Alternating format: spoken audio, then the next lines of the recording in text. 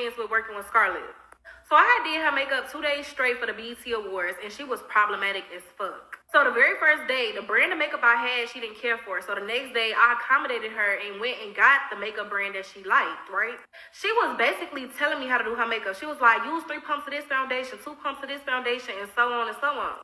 Like, I'm steadily trying to tell her, like, this is not your shade. And she's like, do not go back and forth with me. I'm paying you to do my makeup how I want it to look like. I'm like, okay. It felt like I was walking on eggshells doing her makeup the entire time. She kept checking to see what I was using, making sure I wasn't using what she didn't want me to use. Like, it was too much. And then it came to a point where she would take the brush from me and do her makeup herself. Like, at this point, I'm like, why you just didn't do your makeup yourself? So I honestly felt during the time she was only acting like that because I felt she was anxious because it was the BET Awards. But let me tell y'all more. So let's fast forward. So I ended up booking a flight to Chicago. Her manager ended up hitting me up a day before my flight to see if I could do her makeup in Atlanta. And she even personally reached out to ask me. And I honestly didn't know if I wanted to take her again, knowing how she acted the first time. And that's the thing about me. I'm always giving people chances. So I'm like, you know what? I'm going to go ahead and service her. I'm going to push my flight back. So I went to go service her, and y'all, when I say this girl has the nastiest attitude ever, like, I don't know, overly entitled, not humble at all, but I was pushing through and I didn't allow for her energy to rub off on me. I had a flight to catch right after doing her makeup. All right, y'all, so this is the part that got me. So I finished her makeup and I packed up my stuff and I went in the kitchen area. Mind you, the hotel room was divided. It was her room, the kitchen area, and then the dancer's room.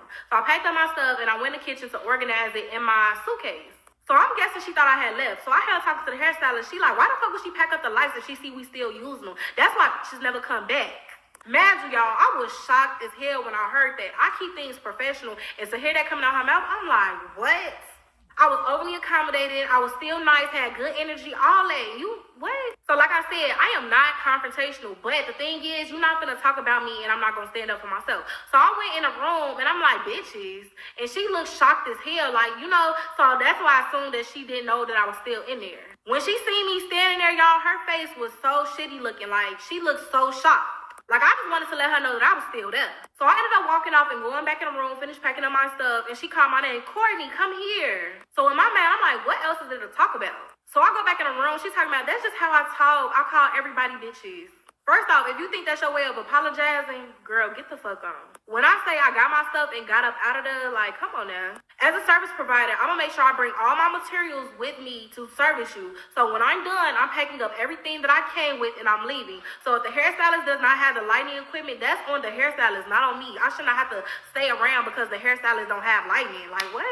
And it's the fact that word gets around. Another makeup artist warned me about her. But the thing is, I like to get my feel for people myself. I don't take what other people say about other people and, like, you know, and be like, oh, that's how they is. I like to get my feel for them. And the thing is, the makeup artist was not lying. She's problematic as fuck, and I will never service her again. And that's honestly why I don't really care to be an industry makeup artist. I love my clients. They are my celebrities too, you know what I'm saying? Because your clients will treat you better than these celebrities.